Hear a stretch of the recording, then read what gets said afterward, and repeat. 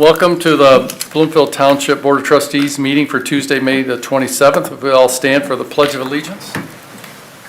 I pledge allegiance to the flag of the United States of America and to the republic for which it stands, one nation, under God, indivisible, with liberty and justice for all. All right, welcome everybody and everybody watching online. Normally we start with public comment. However, item number 1, we had to change the agenda so that we could approve the contract with Giarmaco, Mulllins, and Horton, and represented by Anthony Chubb tonight. So I'd like a motion to approve item number 1. So moved. And I would like a discussion, please. Sure, I'll get right to sure. that, Mark. Thank you. A motion? A motion, and I'm speaking for myself, and I know many of us thrilled to have you here, Tony. Thanks, sir. And support, and then any discussion, Mark, go ahead. I'm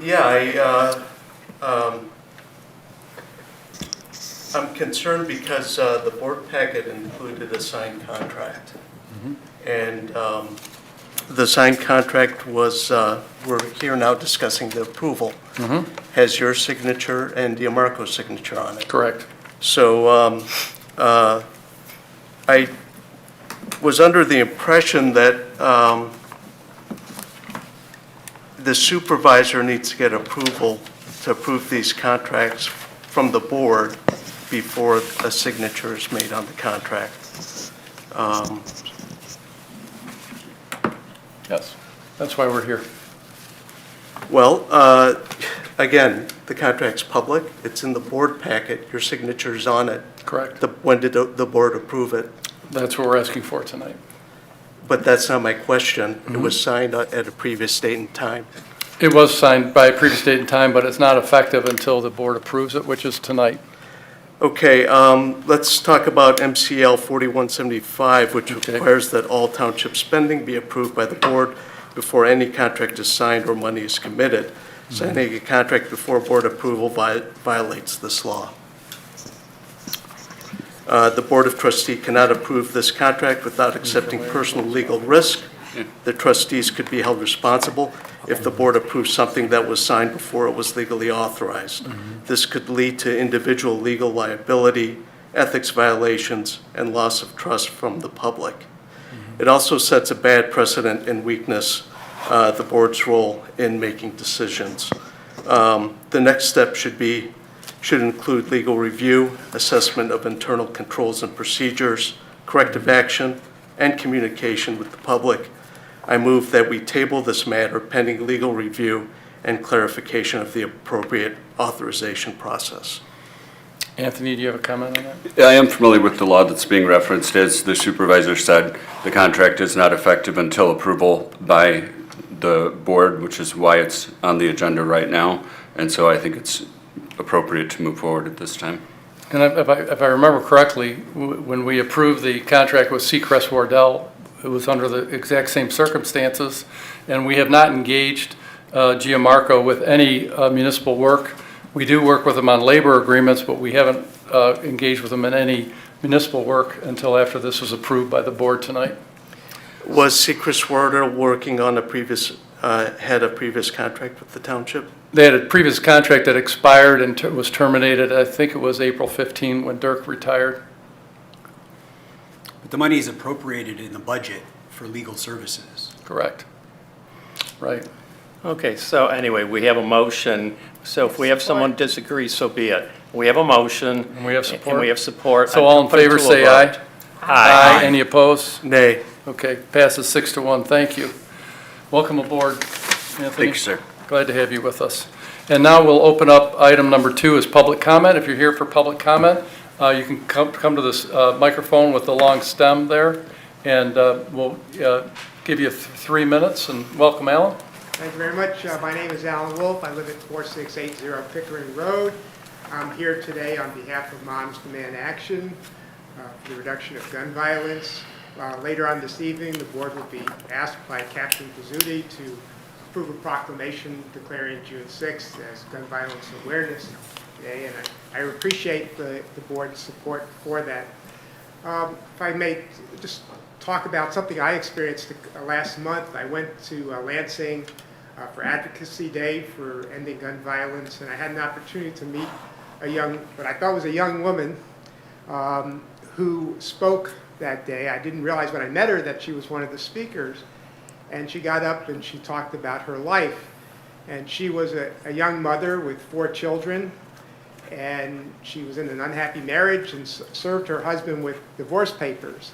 When she came home that day from work, she found that her husband had killed 2 of her children, and then in front of her shot the other 2, killing the other 2 children, and then shot and stabbed her repeatedly. And she was the only one of the 5 of them who survived. And it was just incredible to me. This was a woman who lived in Dearborn Heights, and she wakes up every night with nightmares. And ever since hearing that story, it's hard for me to get that story out of my mind. And I think that, so often we live in such a safe community here, thanks to the great community that we live in and the great services that we have here. And it seems like those things are distant from us, but just up the street, on the street that I live on, one of my neighbors, her son, murdered somebody and then committed suicide. It affects us more than we ever think about, and we realize that, that it affects all of us, and this is a very important issue. Over 1,400 people died by gun violence every year in Michigan, and I really appreciate the board passing this proclamation, but I'd like you to think about what else can we do to stop this gun violence in our community and in our state. There's more that we can do than just a proclamation. So I'd like to ask you to each think about this and how we can each play a role in ending this terror that we experience in America. And that's a uniquely American thing. I think we're all proud to be Americans, but this is something that's unique to the United States. And no other country has the kind of situation that we have, and I think we can fix it. It's within our power. Thank you. Thank you. Thank I'm going to you. just interrupt public comment for just a minute, if the board doesn't mind. I almost forgot, and I want to apologize, but I want to welcome back our trustee, Val Murray, who had a medical emergency, was it 8 weeks ago, Val? 6 weeks ago. 6 weeks ago. And Val, would you just want to make any comments? I'm interrupting public comment, but I just want to tell you how happy we are. It's a miracle that you are here today for what you went through. So welcome back. Thank you. I miss being here with you guys, and it's kind of a slow process, but I feel very, very fortunate because our own EMS came to my house and rescued me when I had the medical emergency, and I had great care, and I had my husband and my 3 sons, one even flew in, by my side, and I'm really, what my surgeon told me today is it's very rare that somebody survives a brain aneurysm and even through the hospital stay and all the different steps. But I'm doing great, and they said it just takes a little while because your brain just feels a little funny. But I'm happy and clear thinking and getting around great, have no permanent long-term issues. So I feel grateful for everyone. Wonderful. Welcome back. We're so happy you're here. Thank you. Thank Yeah, you. welcome back. It makes me feel like getting back to normal, so I like it. Glad. Welcome. All right, back to public comment. Sorry for the interruption. If you have public comment, please come up to the microphone, my right, your left. And introduce yourself with your address, please. Ma'am, the tall microphone right there. Yes, thank you. Stephanie Avo. I live out of a hotel room. I'm not going to give you my address. So when I read what I'm about to write, at least some of it, you'll know why. I also have police reports here and complaints that I've mailed to your chief here, who is deliberately not responding to me. So I deliberately wore this because I inform my government, my family, and a lot of people here, the city officials and police have referred to me as an anti-government, anti-Jewish hater. You can see my flag. I love, this is like one of my favorite shirts. So yeah, you referred to me as a racist of blacks, Mexicans, Jewish people, anti-government, Alex Jones lover. And who is Courtney? Don't answer because I only have 3 minutes. She called me after I left a message for the city manager, Mr. Hendrickson. She told me she works for Birmingham, but may actually work for Bloomfield. His wife, mistress, I don't know who she is. That's another threat. You love to glorify the mafia. It's very embarrassing. Do you know who I am? Most of you do. It's odd to me. I'm a very law-abiding citizen, yet you are stalking my life relentlessly. I have police reports, false arrests, kidnapping. Basically, what I'm about to say proves it with just a few of the reports I have. For the city employees, the police officers, and the great citizens of Bloomfield Township who mind their business and have no clue who I am, including other targeted girls and women like myself, allow me to introduce myself. My name is Stephanie Abbo. I was born and raised my entire life in Birmingham. Birmingham changed the city twice, I believe, and has been Bloomfield Township for decades. This is my city, not yours. And your crimes against people like me, including men, have turned it into a garbage dump, where women, educated women, even lawyers, doctors, HR managers like myself, are being relentlessly harassed, stalked, bullied, threatened into guardianships, robbed, raped by hundreds, maybe thousands of men, which is not sex trafficking. This is forced prostitution where they are being raped. I'm here because I'm being targeted and have fought to protect myself since around 2019. I have moved about 14 times. Then you tried claiming, along with my former family, trying to have me raped and murdered because you have to murder the evidence afterwards that I'm delusional, bipolar, a paranoid schizophrenic, just to name a few mental illnesses. You keep illegally misdiagnosing me using Indiana doctors that are here on work visas. And sorry, I'm nervous because I know I only have a few minutes here. What you guys did to my life is disgusting. I now question when police officers are committing suicide, are they getting murdered? Because very few have been able to help me in my situation. Where are the good officers? You, along with my family, influenced Indiana when I moved there to get away from you guys. Ms. Abu, you're out of time. Would you wrap it up, please? Okay, so it's got to be done because I don't know what else to say other than if whoever's listening and cares, I'm going to post everything that I wrote here that you're not letting me read. It's going to be on my social media, and now I know why you only give citizens 3 minutes. Okay? Thank you. Leave me alone. Leave my life alone. Okay. Any other public comment? Investigate your manager and these officers. If not, I'll close public comment, and we'll move to item number 3, consider consent agenda. I'd like to remove payroll and vouchers. All right, payroll and vouchers will make item number 4A. Okay, any other? If not, I'll take a motion to approve the consent agenda. So moved. So move, support? Support. All in favor, say aye. Aye. Thank you.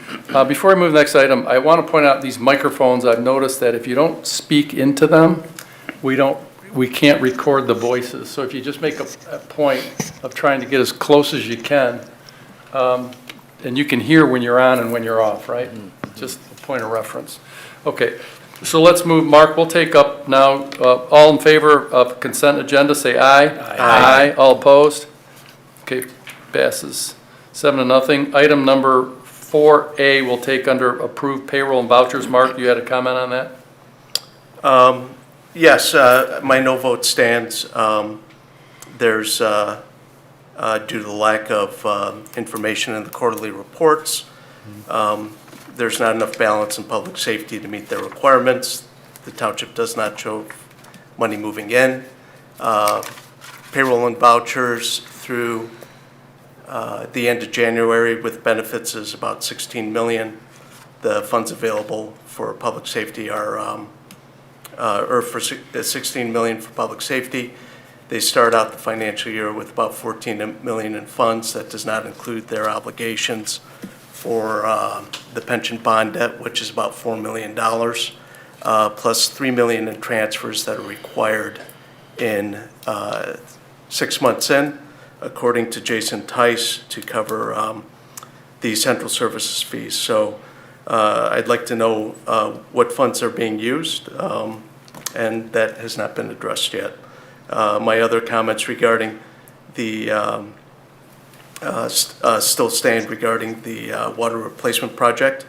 The township board approved $300,000 and not the full project. And I don't think that's appropriate according to our purchasing policy. Lastly, there was never an approval for the additional fees, the LTE fees for the new meters. Those are over $12,000 a month, and they're expected to rise, according to Noah, our Public Works Director, to over $20,000 a month. So that's a lot of money going out. We were never advised. The residents were never advised us before when those changes were made. Okay, thank you, Mark. Any other comments on 4A to approve payroll vouchers? Make a motion, we approve payroll and vouchers for May 27th, 2025. Any support? Support. All in favor, say aye. Aye. All opposed? No, Thank you. And remember, Mark, your voice carries well, I noticed in the microphone, but not all of ours do for whatever reason. So again, just a Step it up, reminder, huh? step it up. Right, thank you. Thank you, Bill. Item number 4, consider resolution declaring official intent of reimbursement project expenditures with bond proceeds presented by our Township Treasurer, Michael Schostak. Thank Michael? you. So at our last meeting, we approved the formation of Special Assessment Districts 428 and 429 for the Bloomfield Village yellow and gold sections of their road project. The construction is going to begin pretty much, if not this week, next week. And so we are going to finance this project by issuing bonds, assuming the board approves that in our next agenda item. But until we can go through the process and sell those bonds, we need to advance the funds out of Township general fund money to cover the cost of the project. I've worked out a payment schedule with the Road Commission, so we're not advancing a lot of money, but we are advancing some money. And so this resolution that's in your packet is an official notice of intent that we are going to reimburse the Township, the general fund money, out of the bond proceeds when we do eventually sell those bonds. Happy to take any questions. No, that's pretty much standard policy. It is. We it, do this every time. So I would make a motion to approve. Support. Support, all in favor, say aye. Aye. Any opposed? Thank you, Michael. Item number 5, consider authorizing issuance of special assessment bonds, LTGO Series 2025B, presented by Michael Schostak, our Township Treasurer. Michael. Thank you. And I also have here our Township Bond Attorney, Laura Bassett from Dickinson Wright. So if there's any legal questions as it relates to this resolution, she'll be able to answer those. I can handle any of the project or financial questions. So we're going to be issuing special assessment bonds to cover the cost of the construction. They are what they call limited tax general obligation bonds, which means that the township offers its guarantee for these bonds as a backup. The primary guarantee for these bonds is the special assessments themselves. So we're going to be assessing all of the residents in these 2 districts for the next 15 years for those that don't prepay. So for anybody paying attention tonight, residents in those districts have until July 15th to prepay without interest, any portion or all of their special assessment. They should have received a letter from me last week with the amount and how to pay. So we're going to keep it open until July 15th for residents to prepay without interest. After July 15th, residents can of course prepay or pay at that point, but there will be interest that will accrue, and we're going to sell the bonds after July 15th. And as I said, the guarantee for the repayment of the bonds, first is the assessments themselves, and then secondarily would be the township's limited tax general obligation guarantee. We are combining the 2 special assessment districts into one bond issue. So we're going to be selling, you'll see on the resolution, a little over $16.3 million worth of bonds, less any prepayments that we get between now and July 15th. And so we'll have one bond offering, and this is Series 2025B, because as you might recall, Series 2025A was done back in March with the South Bloomfield Highlands project. That was 2025A special assessment bonds. These will be 2025B, and they are a separate issuance of our bonds. So with that, this resolution that's in your packet provides for the repayment and the structure of how we're going to issue these bonds. We're going to be using a competitive sale framework, which means that we are, like we would with any other contract, we're going to go to a public auction of the bonds. We're going to say this is the amount, 16.3 million, 15 years. Anyone who's interested in buying these bonds, give us your best price, and we will go with the best price, the lowest interest cost.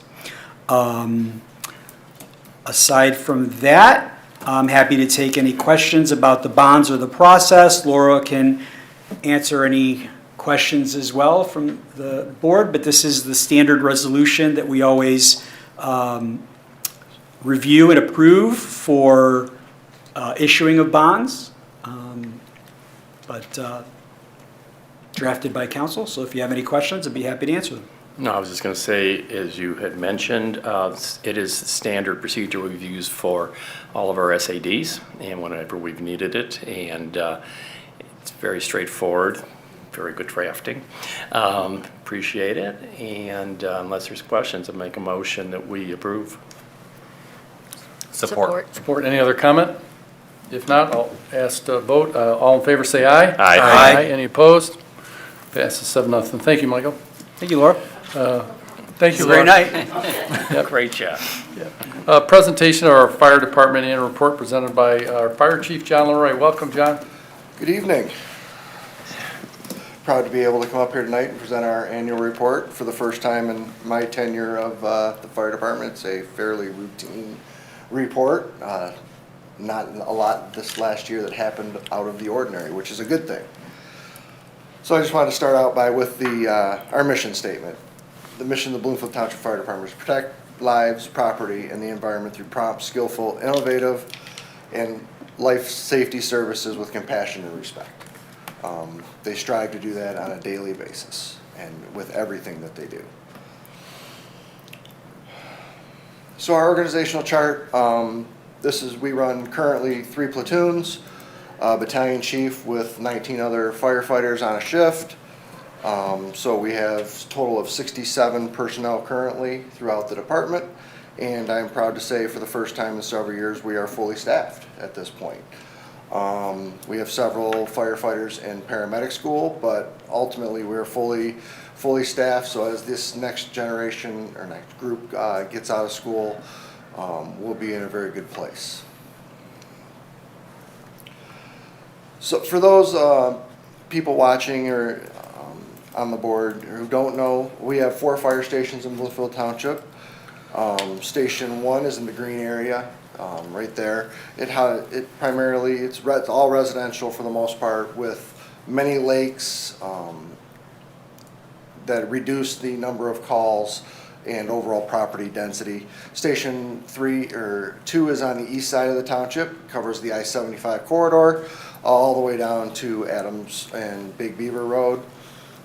Station 3 is the pink section, which is primarily some commercial, but primarily residential, and that is our busiest station, as I'll show you in a little bit.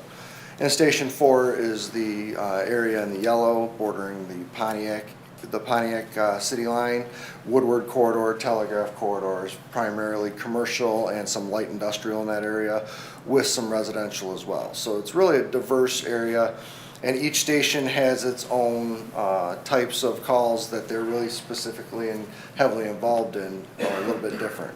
Station 2, for instance, has the only full-service nursing home in the township, so they have a lot of calls for service at that facility.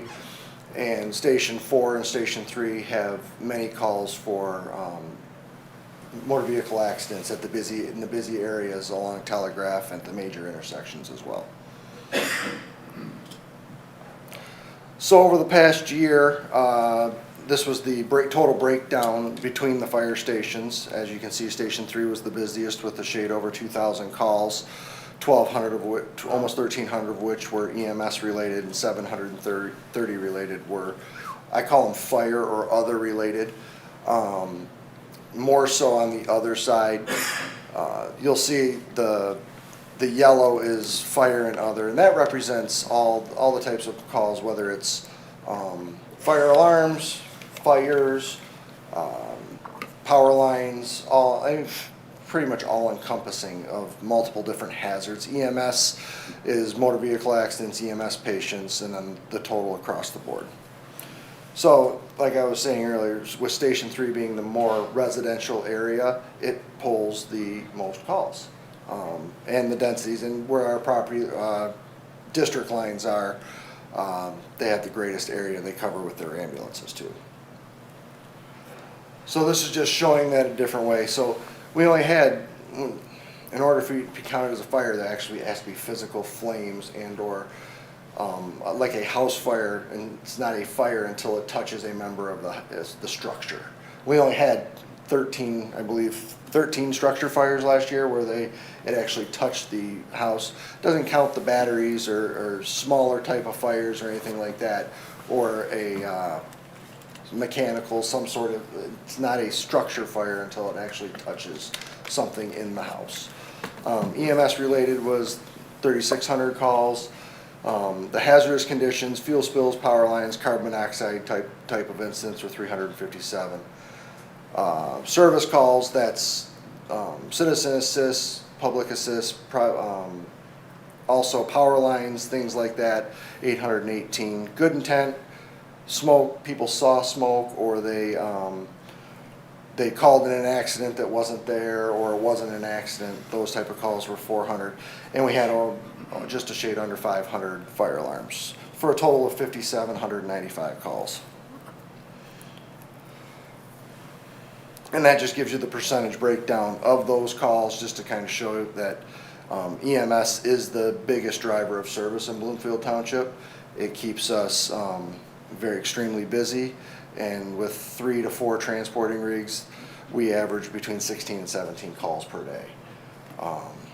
Some days are busier than others. There's no rhyme or reason to them, but it really keeps us very steady. And like I was alluding to earlier, this is really the first year where something I can't explain why. Well, I can't explain why the number of calls decreased. In 2020, obviously, was the COVID dip. People just didn't call for services because they were afraid to go to the hospital. They didn't want to go. We had a reduction in services. We bounced back up, and in the last 2 years, really the decrease is related to two separate things. We had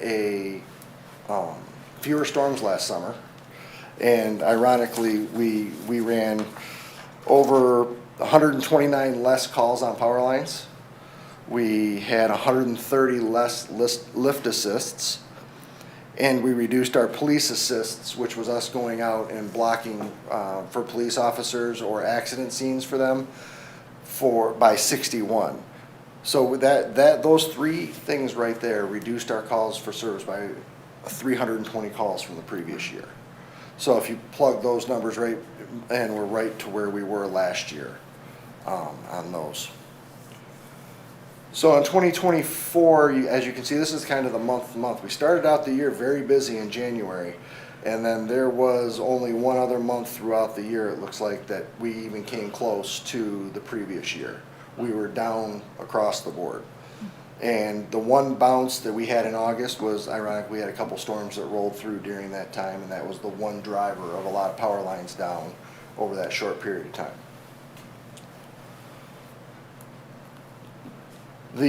So here's our incidents, time of day. They happen at all hours of the day and night, from midnight through 11:59 p.m. As you can see, it really starts to climb during the morning rush hour. It's about 6 o'clock. It almost doubles, and then proceeds to double throughout the day. And on a daily or a weekly basis, this curve remains the same. And it really goes until about 11 o'clock at night, until you see that drop down where it there's no longer that huge demand where we're looking at multiple calls occurring at the same time. So last year we had, this is kind of eye-opening, even though we were down on our number of calls slightly, 42% of the time we were still on multiple incidents occurring at the same time. For example, most of the time it's 2, 3.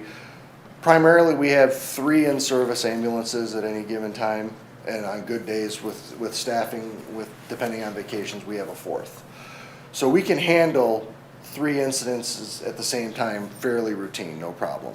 It's when we get up into the over 3 to 4 incidents at a time where those drivers of service, we need to call for help. Prime example of today is we actually sent help to one of our neighboring departments who had a structure fire going, and about 10 minutes after we sent the help, we went for 13 calls in an hour. It was extremely busy where all the other agencies around us responded to us to help us out. And we do that with them as well. So it's really a sharing of resources that makes this area work well. And all of our partners in this area, we all work well together to ensure that we have that overlap that we need. Because we can't cover, on busy days like this, you can't plan for those busy days. And our mutual aid partners I show this every year just to give them the credit that they deserve for helping us, and we help them equally.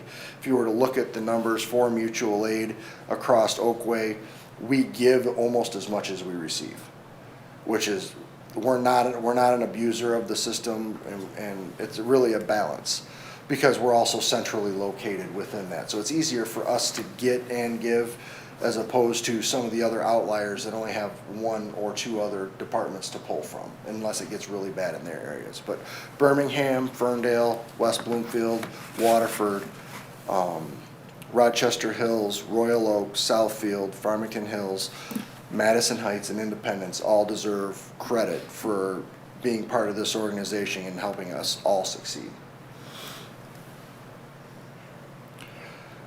Last year, we had over almost 14,000 hours of training across the fire department, and I even think that's a little light. I think we didn't capture some of the hours that were EMS related from our new hires, and the numbers I'm seeing this year are blowing these out of the water. Operations Officer Van Heck has made it his mission to account for all these hours that we feel that we may have been losing, and he's doing a tremendous job so far. So we had almost 50 or 30% between really close on EMS and fire, which is the EMS side is driven by those paramedic student hours, but then almost 1,000 hours of officer development, and we had many firefighters yet this past year that we hired that were probationary. So as we hired more people, and we got younger, those probationary hours tend to elevate as well. The emergency management and the task force, Michigan Task Force 1 accounted for about 300 hours. And when I say technical and rescue and hazmat, that's one of those shared assets of the Oakway mutual aid system. We each have up to 6-8 members of each the tech rescue team and the hazmat team. So when one of these incidents occurs, those are very infrequent. So no one department could have enough people to meet the needs at that time. But when you pool the resources, you can have 20 to 30 on scene in a relatively short amount of time. And that accounted for 638 hours. Public education was down, but I also believe that we have the school program that didn't get folded into this. And our 2nd grade school program run through the Fire and Life Safety Division meets every 2nd grader in Bloomfield Township over the course of, in the Bloomfield Hills School District over the course of the year. And they administer a pre-test and post-test, which really gauges how much they've retained, and then they test them again the following year to make sure that knowledge was retained. And I truly believe that is one of the reasons why we have such a low amount of fires and things like that, because we don't have the juvenile a juvenile fire problem. And the safety classes that they teach, I really think prepares them for the rest of their lives. And then physical fitness, obviously, it's a very demanding job, so as part of that grant program, we track the physical fitness in the gyms, and then we have a peer-to-peer training program now through the IAFF, which allows them to develop programs for all different types of people's conditions and or their strengths and weaknesses and things like that. So those broke down to, 30%-ish over between the EMS and the fire, and then brought on by physical fitness and officer development, all of those.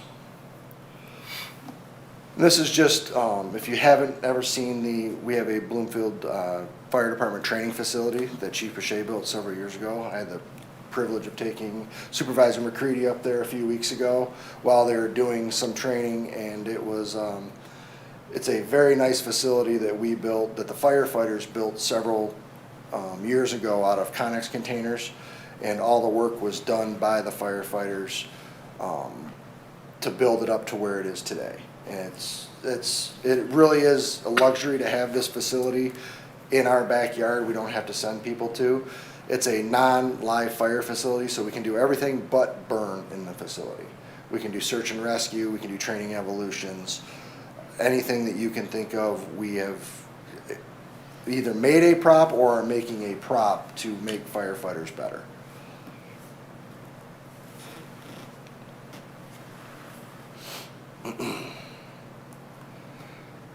So last year, EMS patient-wise, you can see we were slightly reduced on the total number of EMS patients, but we were only reduced on the total number of EMS calls.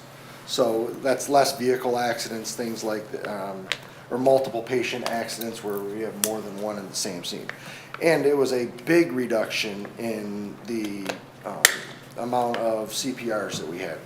I can't explain a huge decrease like that. But we across the board, and some of these numbers fluctuate from year to year because of the way that we're required to record them through the state of Michigan and the MyMSIS, the data, the way it gets recorded. So we transported 3,867 patients last year, so it was about almost 2% decrease in the number of patients.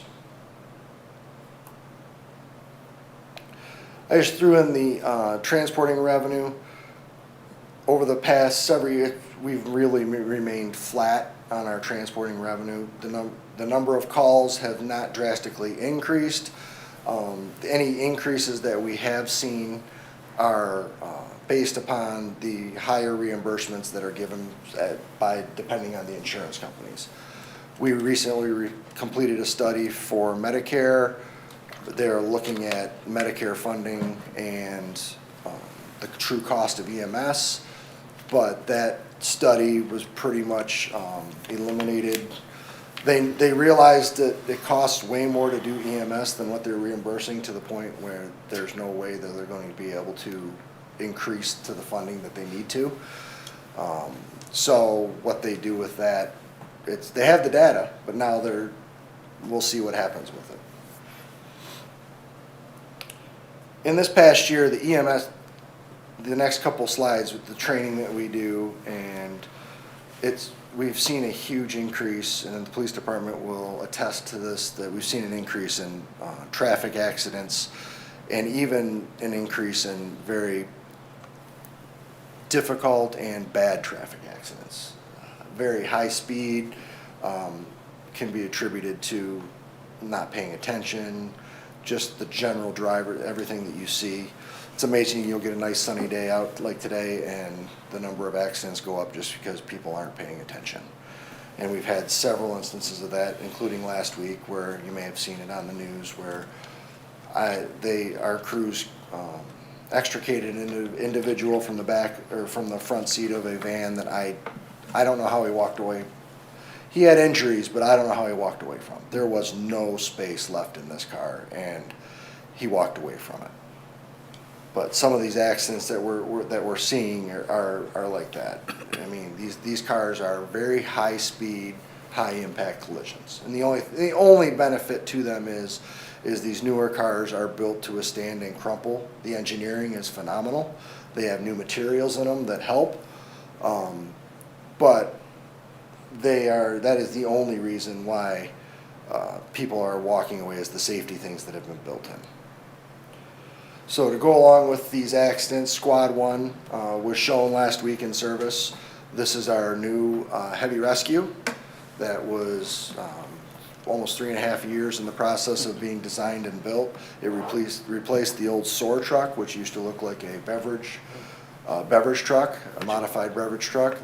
And this truck is designed to house, it's really the special operations apparatus. It has one half of the truck is for technical rescue, which is confined space, confined space, high angle, trench, machine type of rescues.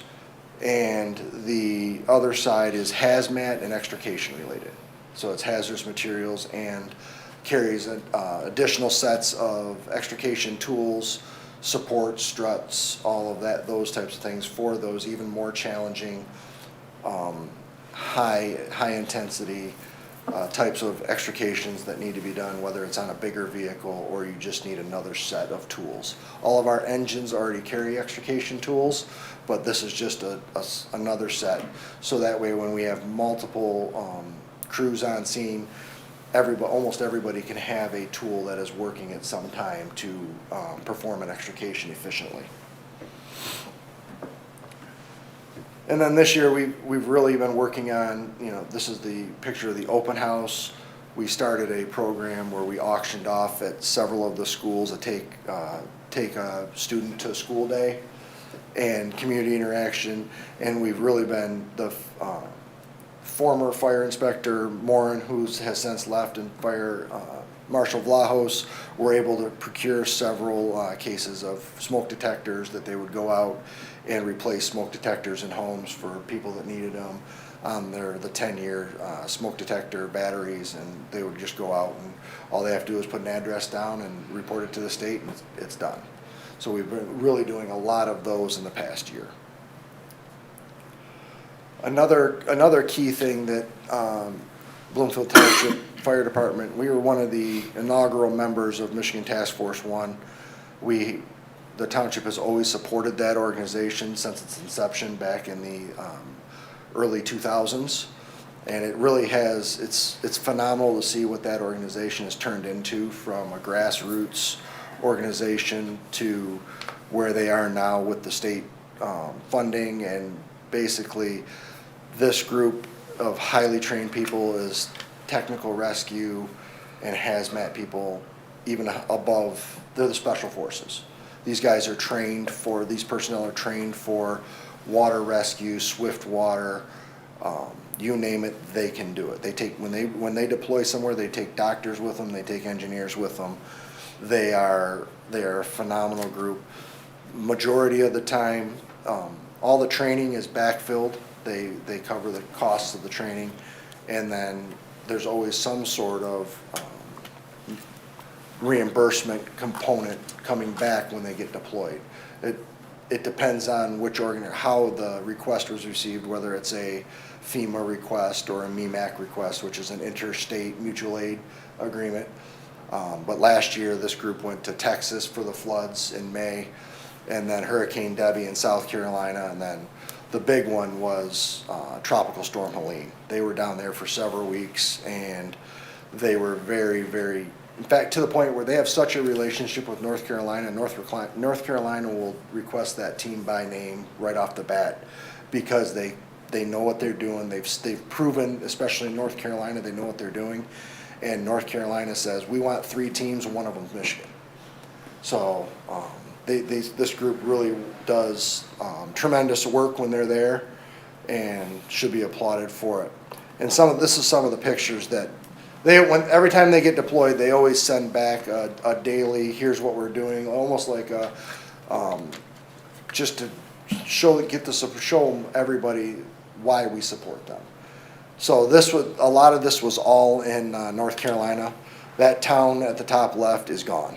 That was one of the flooded areas that, they were in the Chimney Rock area of North Carolina, and it was, they were putting boats across to get to the other side, and then their crews would walk tens of miles a day, because there was no bridges on the other side.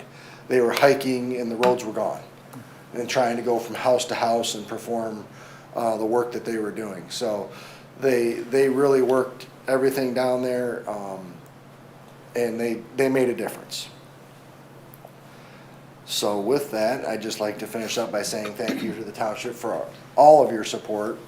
It is very tremendous. And then next year, I will have hopefully a new updated picture with a new ladder truck and to go with the squad that just went into service. You have Thanks, questions? Chief. Thank you, Chief. That was a nice presentation. And I know we have a trustee here that's very thankful for your services, so I'll let her lead us here, Val. Yeah, I was going to jump in, but you beat me to it. So John, thank you. Great presentation as always.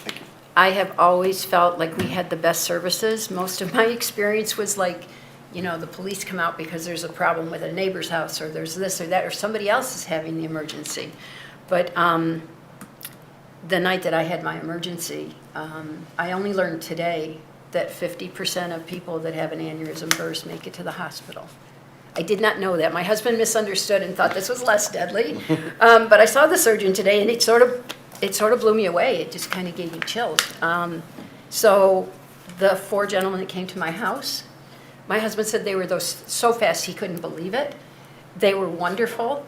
They got me to the hospital alive, which only 50% apparently make it, which scared me because I did not know that. Probably better I didn't know it till today, so I was feeling better. But and then out of that, only 25% actually make it. And those were some really chilling numbers, and I can't thank you and your department enough. I've heard we have the best. I know we have the best.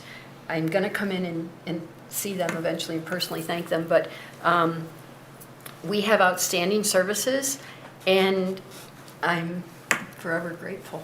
Thank you. That's nice, Val. I don't think anybody could match that statement. Any other comments? When they sat there and blazing their sirens and their lights going on, and cars were barreling south down on Woodward, not stopping, not moving over, nothing. So eventually they did get a stop, but it was just shocking to see the disrespect and the lack of perhaps knowledge that people have, or the awareness of what's going on around them. So people, please, these guys have got important work to do, and they got places to be at a very short timeline. Yeah, I think those two go hand in hand. The one, that intersection is hopefully next up on our the signal abatement, which will allow us to go. It will turn the light green as it approaches. There's 2 intersections that I have in mind. I would like to get. We did 4 initially. It's working. It works until you get stuck in traffic because it has to cycle through the whole thing. But it does turns the light green going the one way, and it really makes it safer for an apparatus going through an intersection, especially in an emergency.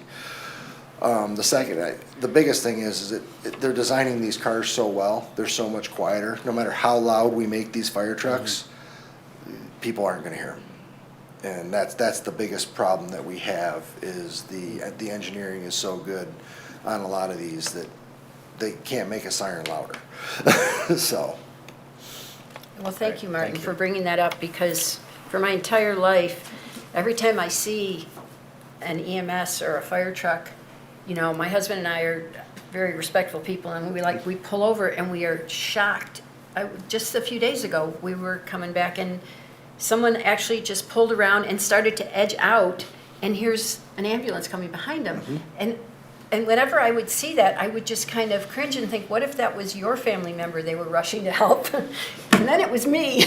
You guys took me for my first ever ambulance ride. So excellent point that Martin made. It's like something that maybe we should try and talk about or promote, that how critical it is and how minutes matter for people that are having that emergency.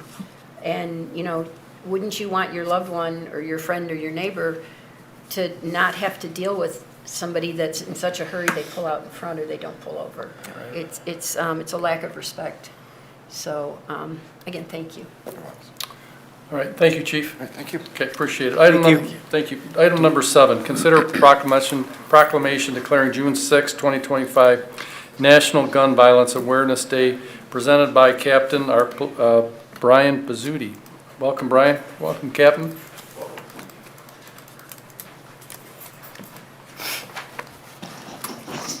So upcoming June 6th is National Gun Violence Day in support. I just want to let you know that it shouldn't just be one particular day. Gun violence, unfortunately, is a major topic all through the United States. In support of the gun violence, just some of the things that Bloomfield Township Police Department does do. We offer gun locks at the front desk, free gun locks, and anybody can come by and pass or pick them up free of charge. Another thing that we are actually working on, and it was brought up to an idea, and I think we're going to go ahead and implement it, it was in conversation, is the idea, excuse me, of a gun safety course in the upcoming open house. It might be a 15, 20-minute, or 30-minute presentation in regards to how we can go ahead better secure the weapons and the firearms in the house. In addition to that, also gun safety. So if there is a firearm, what do? Don't touch it. Go to adult if it's a child. There's no reason to go ahead and touch any of those firearms or those weapons. For advanced pistol carriers, we have an advanced firearm course that we actually run. In addition to that, we have our CPL course. So unfortunately, gun violence is a topic of conversation. And again, I think it's a very important thing to note. It shouldn't just be one particular day. Within the agency and even across the community in the state of Michigan, gun violence is very prominent. I mean, I don't have the numbers in front of me, and the numbers I just know are very high. A lot of it is about prevention, a lot is about education, because in reality, it is a public problem. It's a health risk, it's a health concern. Securing the weapons is first and foremost, and education is also supported. With that, I conclude. Thank you. Okay. Thank you. Thank you, Usually Bryan. I could read the proclamation, and then someone can make a motion. Sure. So proclamation declaring June 6, 2025 National Gun Violence Awareness Day in Bloomfield Township. Whereas on an average day in America, 124 people die from firearm-related injury. Whereas firearm-related injury is one of the leading causes of death for American children between newborn and 19 years of age, with 1,703 children killed in 2023. Whereas over the last 3 years, on average, Michigan, there are 1,500 gun deaths, with about 15 deaths per 1,000 people, meaning that Michigan averages the 24th highest rate of gun deaths in the United States. Whereas a municipality's highest responsibility in the community they serve is preserving and promoting public safety. Whereas support for the Second Amendment rights of law-abiding citizens goes hand in hand with storing guns safely and keeping guns away from people with dangerous histories. Whereas local elected officials and law enforcement officers know their communities best and are most familiar with local criminal activity and how to address it, and are best positioned to understand how to keep their citizens safe. Whereas in January 2013, Hadia Pendleton was tragically shot and killed at age 15, and to help honor the 118 plus American lives cut short and the countless survivors who were injured by shootings every day, and has designated June 6, 2025, the first Friday in June, as National Gun Violence Awareness Day. Whereas the idea was inspired by Hadia's friends, who asked classmates to commemorate her life by wearing orange, a color that hunters wear to announce themselves to other hunters when out in the woods. Orange is a color that symbolizes the value of human life. And whereas, in coordination with the Bloomfield Township Police Department, the Bloomfield Township Board of Trustees pledges to encourage responsible gun ownership to help keep our citizens safe. Now therefore be it resolved that the Bloomfield Township Board of Education declares Friday, June 6, 2025 to be National Gun Violence Awareness Day in Bloomfield Township. I'll take that as a motion, Martin.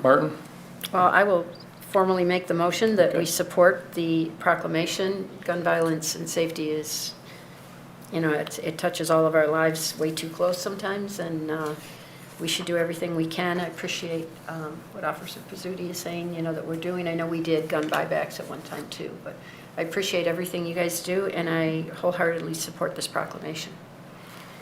Support. Support. Any further comment? If not, I'll ask for a vote. All in favor, say aye. Aye. Any opposed? Thank you. Thank you, Captain. Thank you. Thank you. Item number 8, consider authorization of PNC Bank as custodian for the township investments, presented by Michael Schostak, our township treasurer.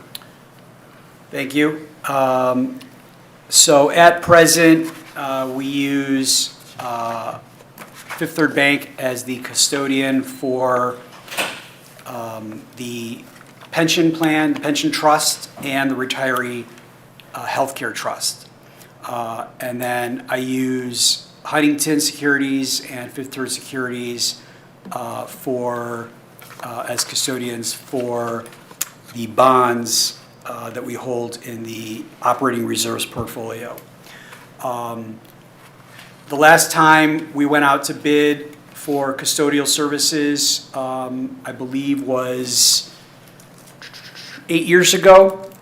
And so I felt it was time to go back out to make sure that we were getting the best price for our needs, now that our plans are a little bit bigger. Plus, I wanted to consolidate, bring the bonds over, and make it, one custodian with linked accounts for all of the different trusts, make it easier administratively for me to manage. So we went out to RFP. I presented that RFP at the Financial Sustainability Committee and the Board of Trustees Joint Investment Review Session on February 5th. And at that time, it was reviewed by both boards. I issued the RFP on February 10th and asked for responses by March 21st. I received 4 responses: Fifth Third Bank, Comerica, PNC Bank, and US Bank. I've put all of the proposals into the packet. Bryan Green, our investment advisor, and I reviewed those submissions and spoke further with PNC Bank and US Bank, which were the 2 lowest cost providers. And I did a demo of their online platform to see how we would manage everything, and which is easier, better to work with, etc.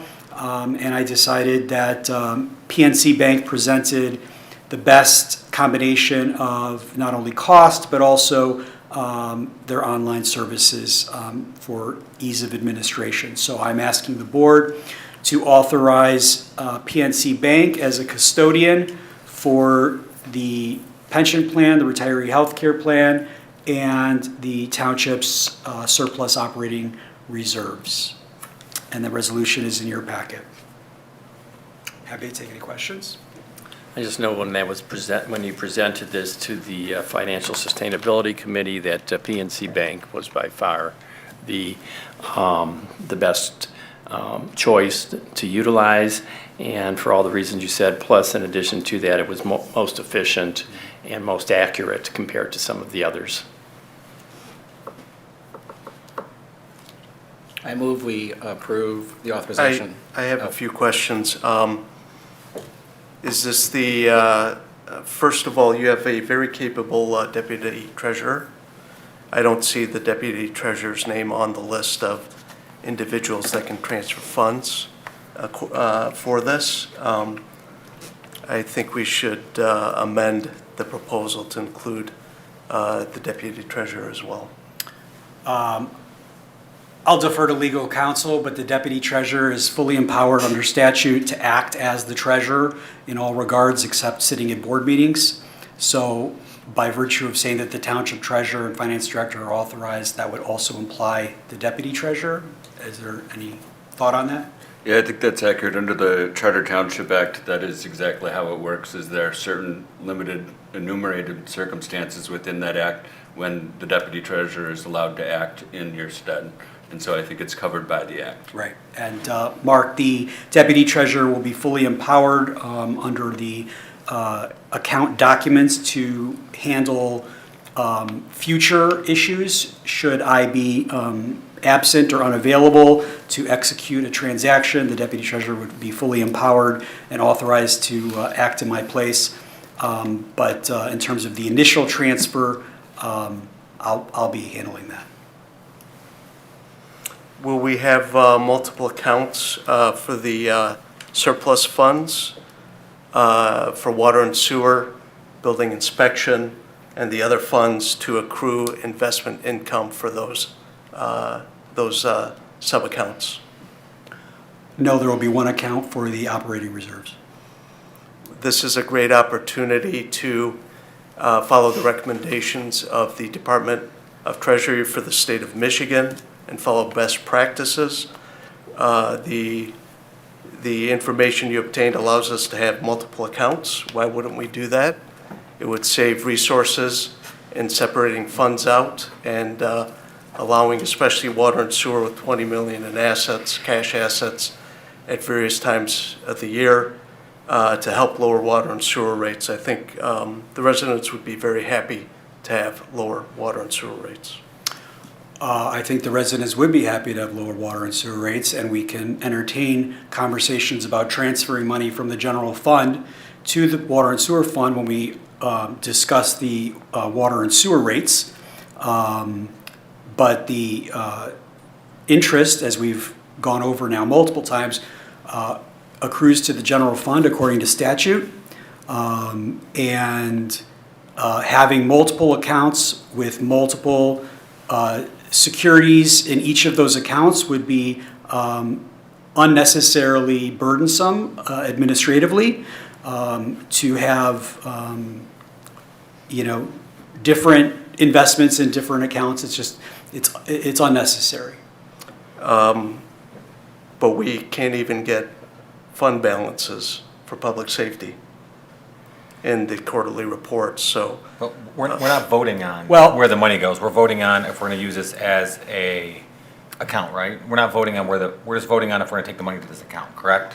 Yes, and I want to Fund make. balance is a accounting construct, and fund balance is calculated once a year when you close your books. That's how fund balance is calculated. It's an accounting measure. It has nothing to do with the accounts that you keep liquid securities in. So what I'm asking from the board tonight is to authorize PNC Bank National Association, a national bank, to act as custodian and hold the investments for the pension fund, which includes stocks, bonds, mutual funds, private equity, all of the investments in the pension plan, all of the investments in the retiree healthcare plan, and the government bonds that are in one aspect of the operating reserves. We have multiple aspects of the operating reserves. We have local government investment pools, we have money markets, and we have bonds that we hold in these accounts, and that's what PNC Bank would hold. They would hold the actual bonds, government bonds that we invest in, and that's what I'm asking for approval. And that was the rate, the very competitive rate they gave us to be the custodian of our township investments, and that's the issue at hand. That's correct, 1.5 basis points. Okay. Is there, And that's the relevant issue. The relevant issue is just having PNC Bank as our custodian for our investments. Everything else is really off task and not relevant. And with that said, I will make the motion that we approve PNC Bank as our custodian. Support. support, and all in favor say aye. Aye. Opposed? Okay, passes 7-0. Okay, item number 9, I'm not sure why this made it to 9, but Martin, I'm going to let you go ahead and introduce this one, if you would, please. Okay, so item 9 happens to be a short little kind of informational piece. I'm a history buff, and we all know that upcoming is the 200th anniversary, but I thought we might start talking about that now by recognizing that this past Sunday, the 25th of May, is the 198th anniversary of the first meeting of the Bloomfield Township.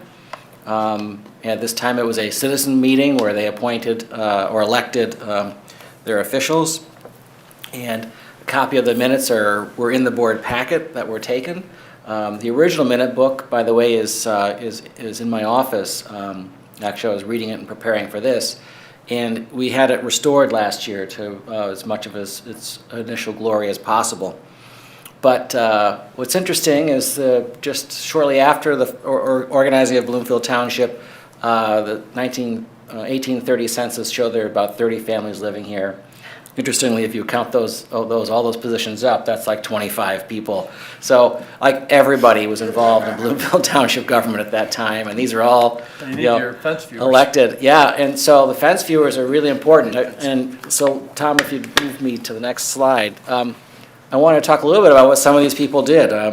There was no treasurer. I don't know why. I mean, there was some money, but no Michael wasn't born treasurers at the beginning. But a clerical supervisor. Ezra Park, by the way, was recently, it was passed, I believe, in the Congress and the Senate to name the Bloomfield Township Post Office after Ezra Park. It hasn't yet been implemented, but a couple years ago that was passed. So 3 highway commissioners, poor masters, and so forth. But as far as highway commissioners, back then there was no Michigan Department of Transportation. There were no, in fact, highways as we know them today. But the state legislature passed the powers and duties of the township, and one of the things we had to do was appoint 3 commissioners of highways, and those individuals were then asked to divide up the township into districts. And the roads were maintained by an overseer of the road who would then decide if a road needs work. And the tax was either cash or local residents had to come out and work on the road. Paid with labor. Yeah, so it was kind of interesting. Fence viewers, anybody? Fence viewers? Fence viewers were really very important. We call those peeping toms now. Yeah, right. So at the time, livestock, was a major thing. There's a lot of farms here, and they had to have fences, and they also needed to make sure the fences were maintained. So fence viewers would visit neighbors' farms and inspect the fences to make sure that they were sufficient, and could even compel a property owner to pay for needed maintenance or repairs so that the animals wouldn't be getting up and going around the community. Fence viewers worked closely with the next ones, which were the pound masters, and that is they maintained an impound for loose livestock. Pound masters would notify the owner of livestock that was caught wandering around, keep the livestock in their pound. This is an example of one from New England in the early 1800s. So I'm not exactly sure what they look like here, but that is similar in time frame to what we're talking about. And if people didn't come up to pay the fine and the fees and collect their animal, they would be slaughtered, auctioned or slaughtered and sold. So I thought those were all quite interesting. I didn't go through the others, but those are the kind of things. What is a pound master, and why are there fence sitters or whatever they were, fence viewers? And then there were a few actions at this first board meeting. I think they're all kind of note. The first one was directing the Commissioner of Highways within 40 days to lay out the township into road districts and appoint the overseers of the roads. As which I mentioned earlier, the folks empowered to decide that the road needed work and compel people to come out and do it or pay some money. There was also a resolution that for any person who had produces a certificate from the former overseer of roads for the number of days of labor, they should be paid. All fences had to be 4.5 feet in height. It was unlawful for boars to run at large, but the rams could run large all they wanted except between August 20th and December 25th. I don't know why, but maybe we'll learn during this as we ramp up to our 200th anniversary. $50 was raised to support the poor, and there were eventually poor farms and poor houses and poor farms were the major way that at that time Michigan handled and poor or indigent individuals. They were working on a farm or house in a poorhouse. And there was a poor master that was appointed at that first meeting. And then lastly, the township offered a $5 bounty for any wolves killed within the township. I don't know how they figured out whether the wolf was in the township or in West Bloomfield Township, but there was probably... Bloomfield Township back then. It was, right, originally there was just 2, Oakland Township and Bloomfield Township, but there was probably some sort of, bounty lawyer who'd show up and say, no, that was in West Bloomfield Township. But, so yeah, $5 to kill a wolf in the township, and those are the resolutions that passed at the first meeting. I didn't do the calculation, but I think that's significant cash. It is. It makes sense. Most of these fences were not, it was dark, number one, like we don't have a bunch of electricity, no lights on, You know, you couldn't get a sprinkler to spray the wolf when he came by like we do with deer or something, you know. So there was a real concern that individuals would lose their livestock to wolves that could be coming around at night, and probably pretty scary. Today's a little different, but yeah, I can imagine. You know, it's also interesting to note, Alex de Tocqueville, I mean, anyone know who Alex de Tocqueville was? You told us earlier, Well, so I we'll did- give it away.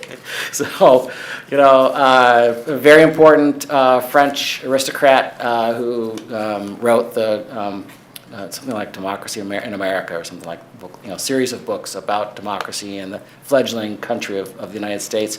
He spent significant time in Michigan, in fact, when he was here, and did write about his travels through the area that would have been Bloomfield Township in his journal entries. So he traveled through here in 1831 on his way to Saginaw. Why Saginaw?